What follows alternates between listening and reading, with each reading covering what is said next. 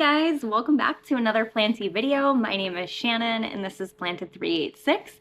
Thank you so much for stopping by today. I really appreciate you clicking on the video, and I am so excited to be showing you guys my updates, some growth updates. I have been looking at these plants throughout the course of the houseplant tour and just dying to share some of these things with you, but I felt like it was more important to complete the houseplant tour. So if you missed that, I do have 3 parts. It's about 2 full hours of houseplant tour. So if you're bored and if you want to check it out, or if you have just some time to kill, I would greatly appreciate that too. You can find those videos on the channel, and they're the most recent ones to this. So without further ado, thank you so much. Let's get into it. Alright guys, so the first plant I want to show you today is my Anthurium radicans luxurians. So here she is in this big old pot. We have finally made it to caterpillar. We have finally made it to our big girl pot. Super excited about that because this is a plant that I had for a while before it ever did anything for me. Typically in my care, my Anthuriums are usually always doing something. So, and that's not always a good thing, but they're always usually doing something. And this one just sort of sat stagnant for a while, we'll say, until I repotted her. I potted her into a larger pot. I got her out of terracotta. I gave her a substrate that I felt like would stay a little bit more, I'm gonna use the word moist. And that really, I think, did it, because here we are. So we started out with these 2 leaves. I do have a random Alocasia aslanii corm in here as well, so we just let her be. And then once I repotted her, she gave me this leaf, which was super exciting, super duper exciting. Just watching this unfurl. These leaves are so beautiful when they emerge. They're absolutely stunning. Just this beautiful shade of, like, it's not quite orange. It's not, like, they start out sort of red and then they fade into like peach, if you will. Then it goes green. So yeah, we got that, and then boom, here we are. So yeah, I just wanted to share her with you guys. I've had her for quite some time, so I will try to put, if I have pictures of these plants, like when I first got them, I will post them on the screen as we go along, just so you kind of can see like where we started and where we are. Yeah, I'm very proud, and she lives pretty much on my Vitstro shelf, and she seems to really like it there. So yeah, that's my Anthurium radicans luxurians. Next up is one that has quite the story. So I follow a fellow YouTuber on here. Her name is Madison, and her channel is Plant Therapy. I will put it in the description box. Anyways, she's lovely. I've been following her for a long time, and I've learned a lot from her channel. She ended up hybridizing or breeding 2 of her Anthuriums. So she bred her Anthurium forgetii white stripes with her silver blush, and she got some berries, and I just remember on her Instagram her, you know, sharing that she was going to be selling some of them. So I bought one. It may have been one of the last ones, actually, and he came all the way from Washington State. I will put in a picture of how the male like treated this poor little baby, and we ended up having to fully like rehab her. I actually thought she wasn't going to make it, and I had reached out to Madison and was like, listen, if you know, get another one, you know, let me know. I want to buy it again. I just really want to have this plant. And she ended up coming through. So this is her newest leaf. I'm so excited about it. She does have another one on the way, and she's thirsty. So I'm gonna go ahead and water her. I did just put her into this larger pot. This leaf was actually It wasn't fully hardened off when I decided to repot her. And the reason I decided to repot her is because she was just drying out way too quickly. And as I said, Anthuriums really like to spread their roots. I love this pot, and I just felt like because she's had such a story, I would put her in one of my favorite pots, and she seems to be doing really well. She's a little bit chlorotic, but that's just because I have utilized intense light and humidity to get her back to life. So now that we are where we are, I'm thinking it's probably time to cut back the light a little bit. We'll start to gradually lower her away from the light, and eventually my hope is that she's going to wind up on the shelf somewhere like the rest of these in ambient. But anyways, in the meantime, this is where we are. It's taken me almost, gosh, I don't even know how long it's taken me to rehab her, but a long time. If I go through the photos and I can find the date, I'll put it on the screen. But yeah, that's her. The next one is another Anthurium. Are these all Anthurium? I wouldn't do that to you guys. No. 2 are not Anthurium. So if you are not into Anthurium, maybe this isn't the updates video for you. I didn't even realize that I did that. It's just they're all popping off. And I could do a part 2 to this if you guys are interested, because everything is going crazy. I think I picked 10 with a bonus, so, but I definitely could have picked more. Okay, clarinervium here. The thing with her is I bought her in May, you guys. I literally bought her in May. She was so tiny. I'm gonna pull her out of this pot. Okay, so these 2 leaves are, or have been grown in my care. So that's pretty much like where we started. Just a teeny little seedling, a healthy seedling, but a tiny seedling. I got her from EFG Orchids, which is a local, one of my favorite local places. And I think I paid, yeah, 15 bucks for her. The tag says 15 bucks. I paid 15 bucks. She was so small, and this leaf is her newest one. She's reached caterpillar, and she's still a little soft, but look how beautiful. Oh my goodness. There is something about a clarinervium, like absolutely stunning. So I do plan on breeding her someday, and my hope is that she's just going to become this big, beautiful plant. I do have her growing. Currently, both of these girls are growing in my Millsbow tall. Humidity is not the best in there. It averages about 60% if I'm lucky, and I do have it weatherproofed.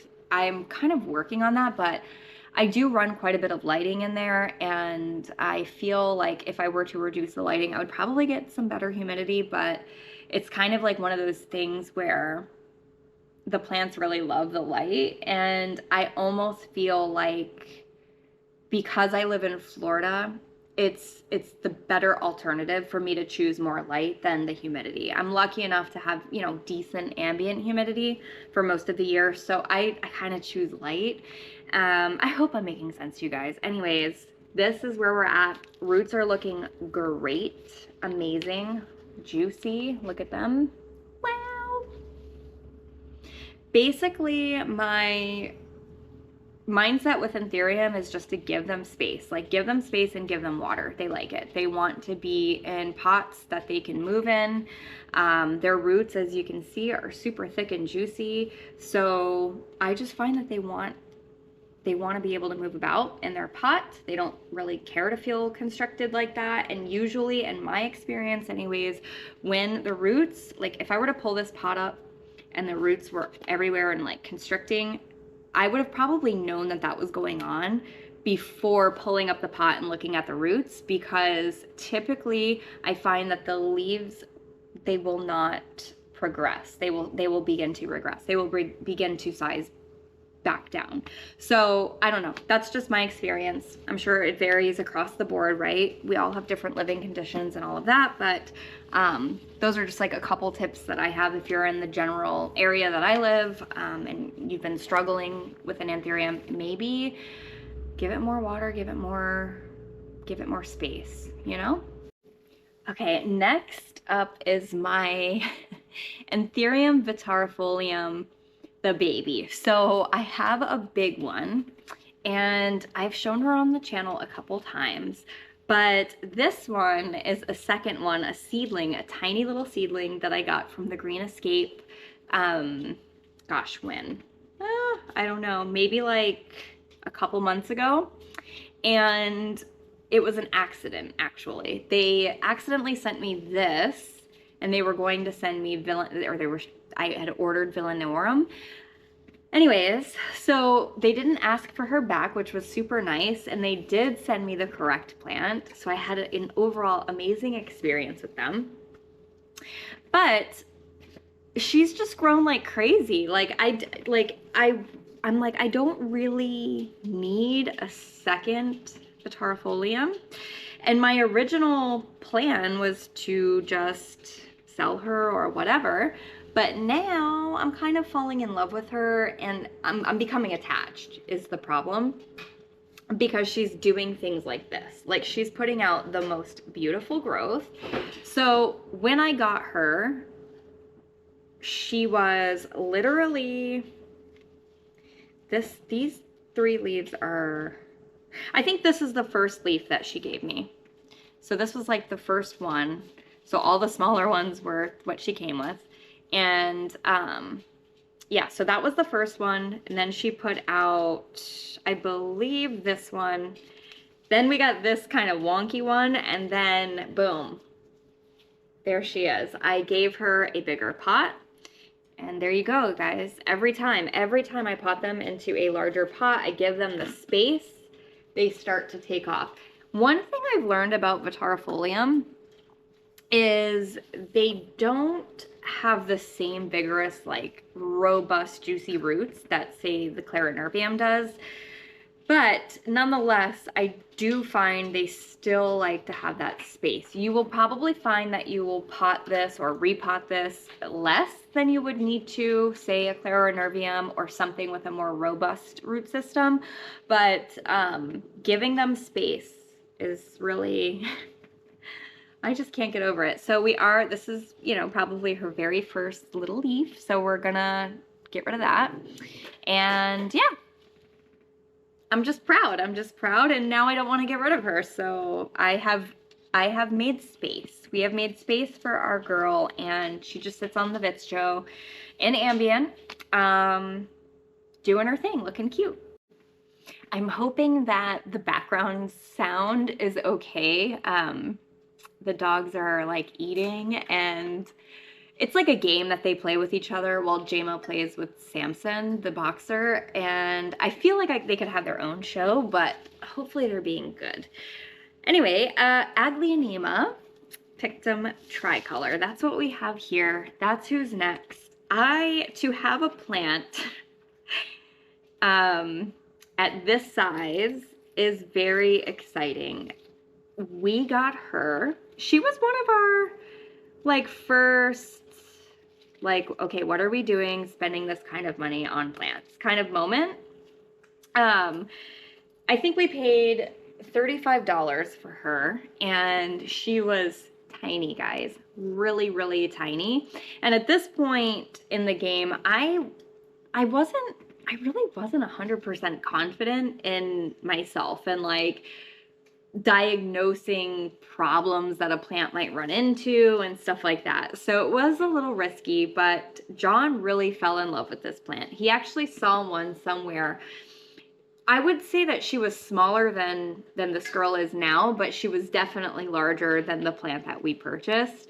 And he was like, oh my gosh, this is like the most beautiful plant I think I've ever seen. And so one of our favorite growers ended up having some, and we bought one.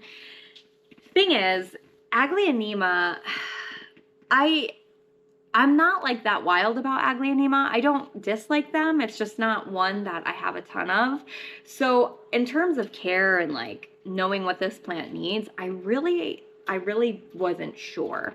I just knew that keep it alive, like just keep it alive. I do have a tendency, and I don't know why this is, but when John picks out plants or when he really loves a plant, I don't know what it is, but I usually unalive it at some point. It's not intentional. It just has happened that way. But he likes the weird ones, you guys. Like the ones that, anyways.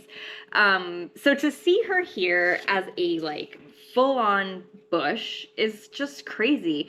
She's produced 2 extra shoots. So these 2 here, all of this foliage, I don't know how much you can tell. It's kind of like, I'm afraid to like crank it too far away. But all of this has come on its own as like its own offspring. This is the main plant that we started with. So collectively, we have this beautiful little bush, and I have given her a much larger pot. She is in this sort of crock that I found at the thrift store in like a 4-piece set, you guys, for like $12. This was like the score of the century. And I just love her so much. She's very heavy, so I set her back down. I love her so much. We both love her so much. We're happy that she is still here with us, and overall, it's been a very easy grow. So yeah. Another little hack is if I'm unsure about a plant and like how much water or how thirsty it is, I will typically pot it into clay or terracotta or just something porous. So because I do tend to also be an over water, I'm an over lover, an over nurturer, and sometimes they don't like that. So that is kind of like my sort of way around over watering is to just put it in something porous. That's going to absorb most of the water anyways, and usually my aeroid mix is, or my soil mixture, I don't like to say aeroid mix because I use a lot of the same combination of ingredients for most of my plants across the board. I just will make it a little bit more chunky or less chunky. If that. See, you can already see her in the frame because I can't, okay, this one's gonna be a hard one. My chair also squeaks every time I move. Anyways, this is Anthurium variegated hookerii, and I cannot begin to describe to you guys how much this plant brings me joy on such like an unexpected level. Let me try to find like the best way to show her to you. I really want to show you this new leaf because it is just like doing the most. It's almost like the Anthurium version of like Philodendron Jose Bueno to me, and the way that these leaves come out. Stunning. Such an easygoing Anthurium. If you are, you know, kind of curious about Anthurium and you're just a little uncertain, do I really want to go down that route? You know, maybe you're afraid, intimidated. I was. For the longest time, I was scared of Anthurium. And I don't know why. Now that I have them and I'm growing them, they're some of the easiest for me personally, but they're just awesome plants. And this one especially, just, she does all the things. She checks all the boxes, super simple to grow.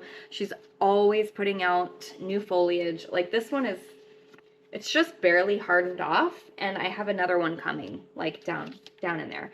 Self-heading, so it doesn't vine, it doesn't, you know, it's not going to take up a ton of space. This will get big, but in a more bushy sense. And what I do love about self-heading plants is if they do become too wide, if they do start taking up too much space, you can always trim them, you know, trim them down so that they're a little bit more upright.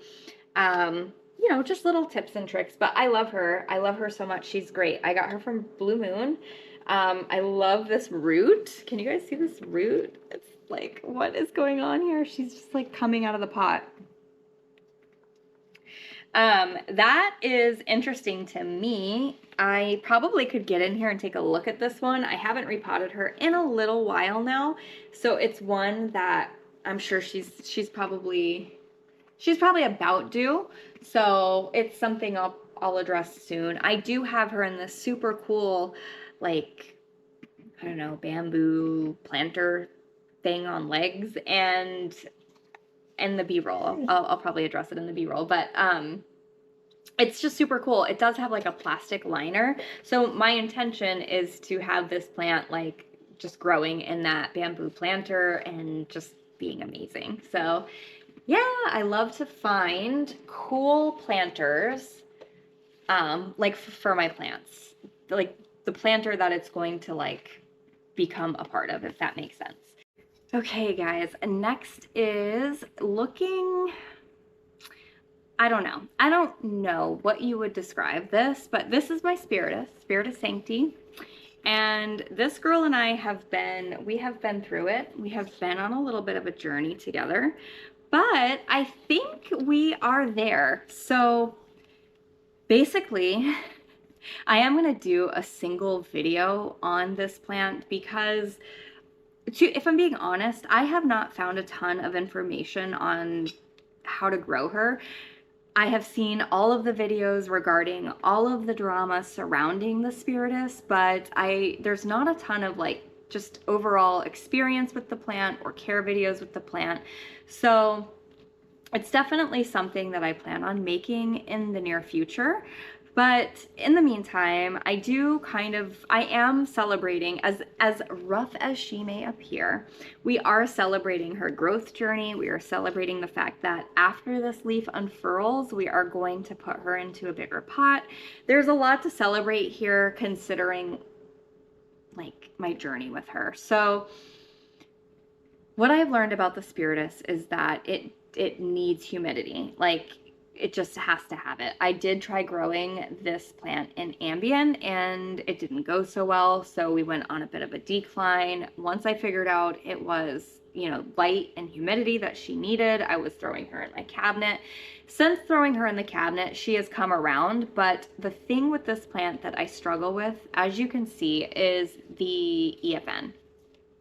This plant produces EFN like, if you think like your Florida green or your Florida series philodendrons produce EFN, this plant produces some EFN, at least for me. So unfortunately, these leaves that are so beautiful and so fun, and like, look at that, over time, they wind up looking just burnt.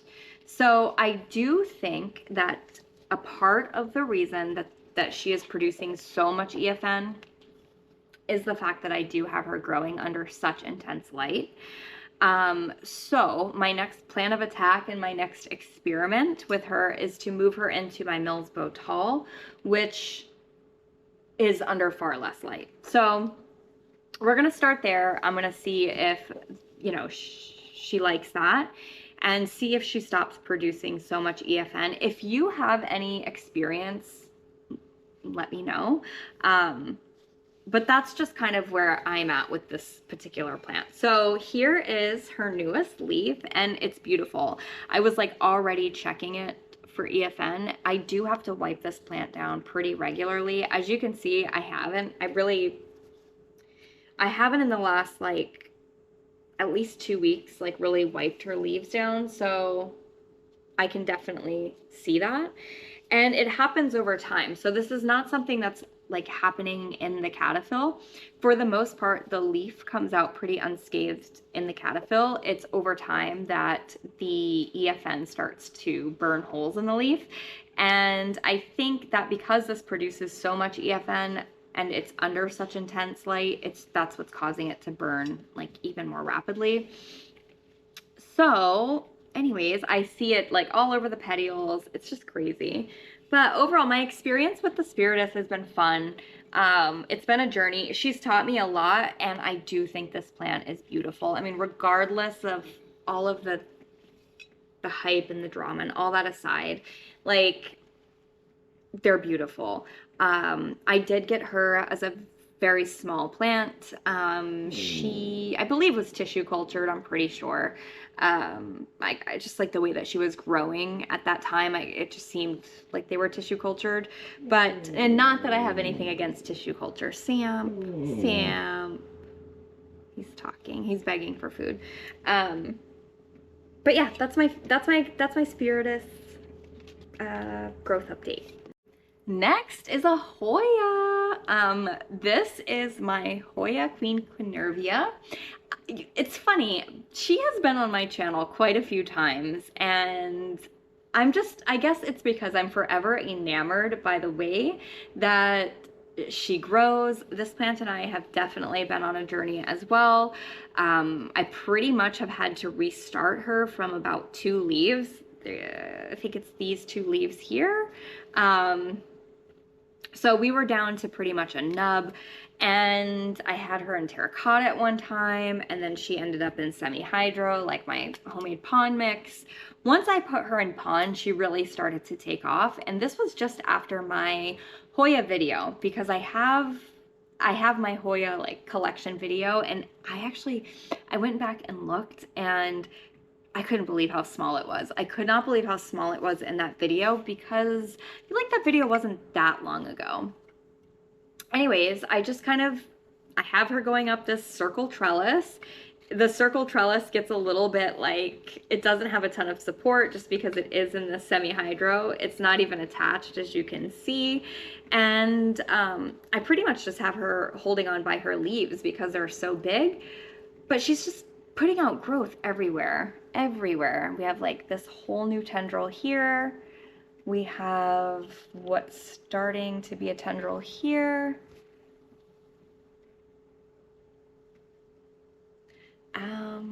And then another one up here.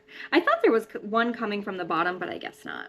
Anyways, I'm learning that this particular Hoya is very thirsty. Like, she loves semi-hydro. Like, and I keep the reservoir, like, I don't even know if you can see the water sloshing around in there, but this stays pretty wet. Like, I never let this substrate dry out ever. And she loves it. And when I fill up the reservoir, I fill it to that line, that crusty line, and she loves it. She just loves it. It's almost like she's just, I don't know. She just loves the water, and she's very hungry. So, oh, and another thing I recently learned, or I don't know, I feel like it's an observation. We're gonna call it an observation. So I bought this fertilizer. It's a Miracle-Gro. Is it Miracle-Gro or Better Grow?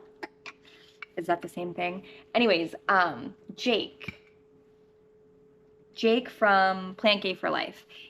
That's like what he uses for all of his anthuriums, for all of his plants. And it's like, you find it in the orchid section. I'll have to show you guys. Anyways, it comes in a small bag, and it looks like the regular Miracle-Gro, like tomato food, the blue powder. So I was like, okay, I'm gonna experience, it's cheap enough, I'll try it out. I put it in my canteen and I watered.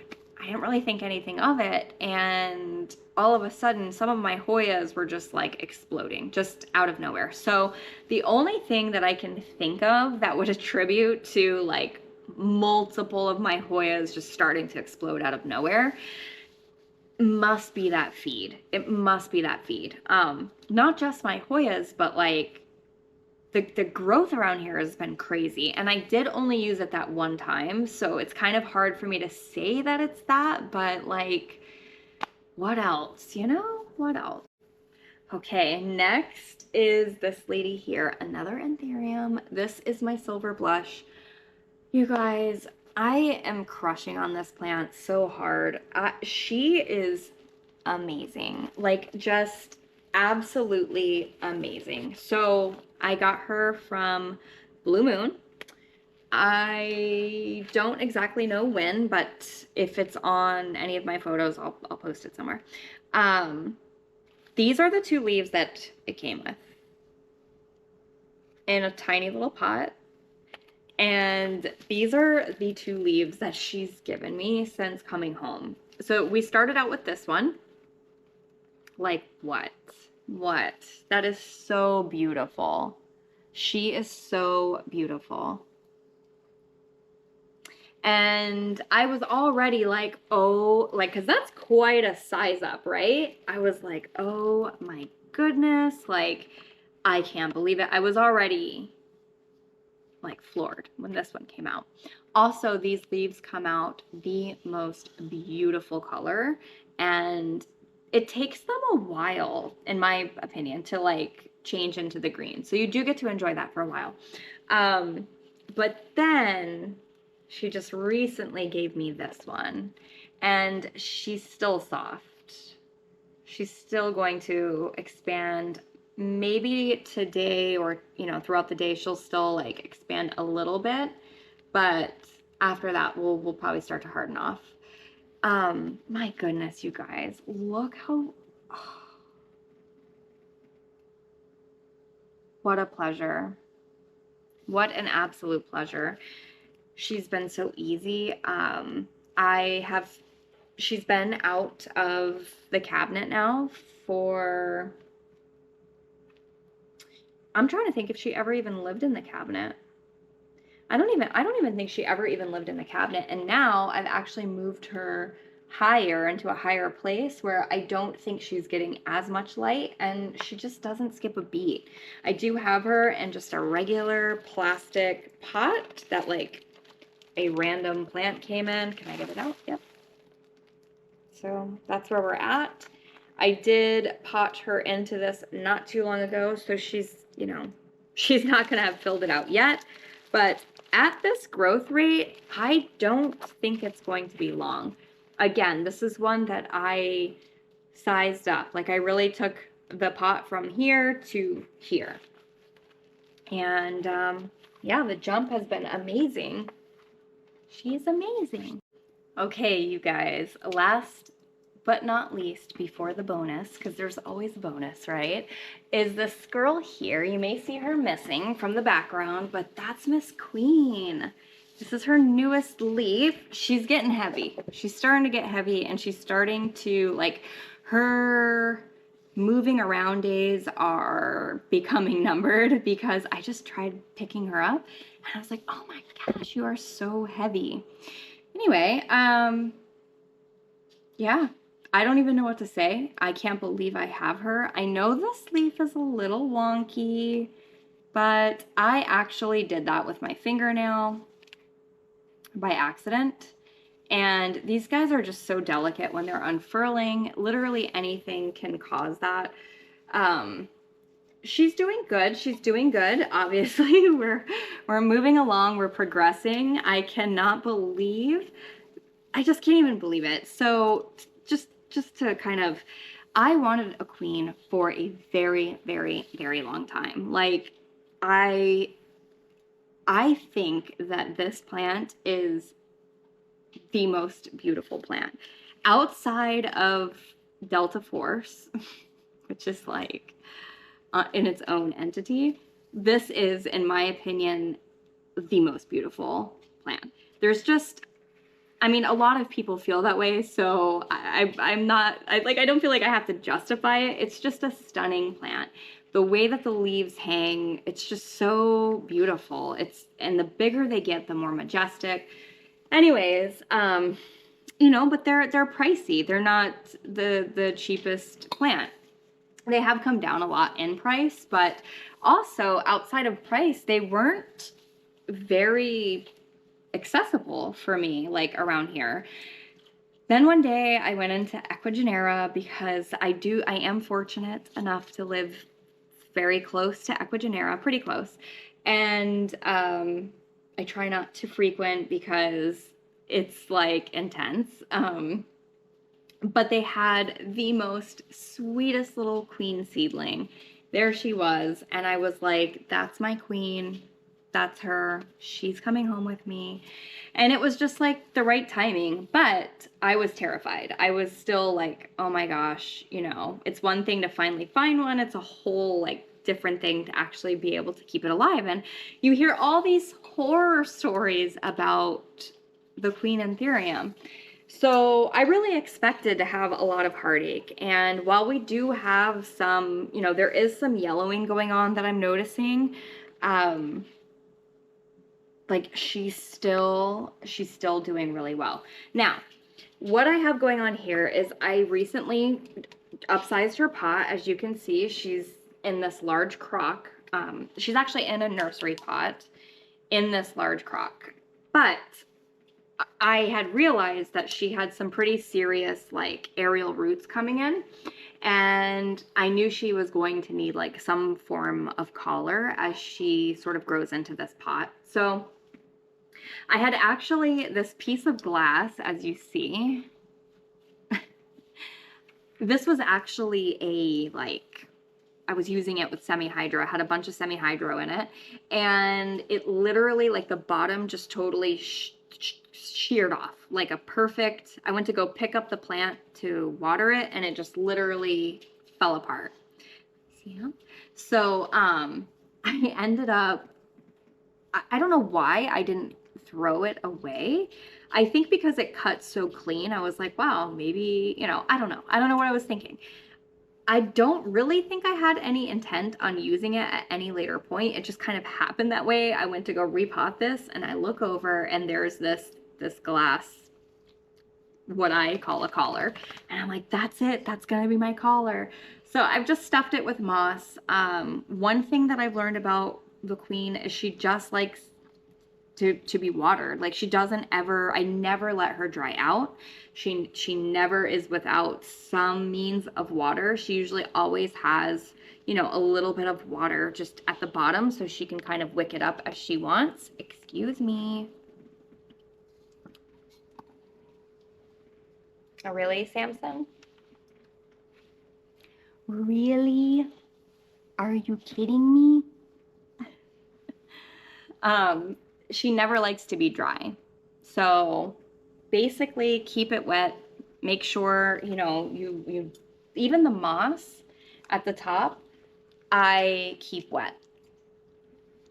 I never let her dry out. I think there's just so much discuss in the community about like overwatering, and I'm guilty as charged. Like, I am an overwaterer. But I do think that there's certain times where like the plant is very appreciative that you are an overwaterer. And in this case, and I think in a lot of Anthurium cases, the wetter the better. Like, these aren't plants that like to dry out. That whole dry period, it's just, if you're having issues with your Anthuriums, it's probably the amount of water that you're giving it. So, and if you are, you know, having issues with root rot, it's a matter of amending the soil to where it can withhold moisture without it like clogging the roots, if that makes sense. Like, it just needs to be airy enough that the roots can move and have access to the oxygen. But that doesn't mean it wants to be dry, if that makes sense. And I thought that I would share her with you. Just really excited to have her. I think she's great. I think she's great. And I think if you want one, if you've been craving one, I say do it. One other tip I'll say is it may be better to purchase one that is a seedling or is just on the smaller side rather than buying one, you know, nice cut, like leaf cutting or whatever. Because typically, I think Anthuriums, when they start out as seedlings in your environment, this is their home. This is her environment. This is all she knows and what she's used to. So it's kind of one of those things. I've just experienced buying larger Anthuriums and having them acclimate, and smaller, and it seems like the larger they are, the harder it is for them to acclimate to their new conditions. So yeah, maybe pick up a seedling. Guys, you're very handsome, but you're in my video. You are in my video. Come here. Come here. You want to say hi? Do you want to say hi? Come here. It's hard to be the little guy, you know? These guys have been dying to say hi. They're dying. They're literally right on the other side of the camera at all times. And this guy, he just weasels his way in. He just takes it. So, say hi. Hi, guys. Hi, guys. All right, guys, the last one I have, my bonus, if you will. And the reason she's my bonus is because I feel like she's been on the channel a lot already, but I don't know. It's just because she's always she's always doing something. Like, she's just always doing the most. So this is my Anthurium magnificum crossed papillolaminum. And this is her newest leaf. So, I mean, look at that. It's still super soft, as you can see, like very, very soft. So we're trying to be extra, extra careful. Yeah, she's definitely got, I would say, at least 3 more days of just expanding. So the reason that we're excited that this leaf is happening is because we had these 3 leaves. So I'm just going to kind of give you the what for here so you're kind of on the same page. Which I'm always, she's a little dusty too, guys. Sorry about that. That's probably part of the problem, huh? This one I did trim because of all the browning. So this plant has gone from the cabinet to her new like permanent home for as long as I can have her there. And coming out of the cabinet, she definitely did take a hit. So that's kind of what you're seeing here. Like all this sort of melted edges is just from the lack of humidity that she's no longer getting. I'm hoping that this leaf will just, you know, it's going to be fine. It's not going to do those things because it will have expanded under these terms. But these leaves here, they all expanded and they were all living under higher humidity. I hope that makes sense. So anyway, it's always a risk taking a plant from, you know, a humid spot to what you know is definitely going to be less humid. And also this plant's not receiving the same light that she used to get, being under Barina lights all day in the cabinet. So there's already 2 factors. The fact that she's still looking so good after kind of having to go through that acclimation just makes me happy. She's been on the channel a lot because she was the first Anthurium to kind of die back totally in my care and that I had to like figure out how to rehab. So literally I took her from a stump, what was left of the stump, to where we are now, and that's exciting. As any grower, you know, it's not only exciting, but it's kind of like, I don't know, you just kind of feel like you did something for the plant, you know, you really helped it out. So yeah, that's where we are today. I do have this one growing in my semi-hydro mix. You can see some pretty, can you? She's starting to get where the queen, they're both like in that, we're not going to be able to move much longer. Some nice juicy roots here. Very, very heavy. This is a nice thick glass, so I don't have to, I don't think I have to worry about what happened to me with the other glass. Yeah, she seems to be doing good. I do have a leca reservoir here.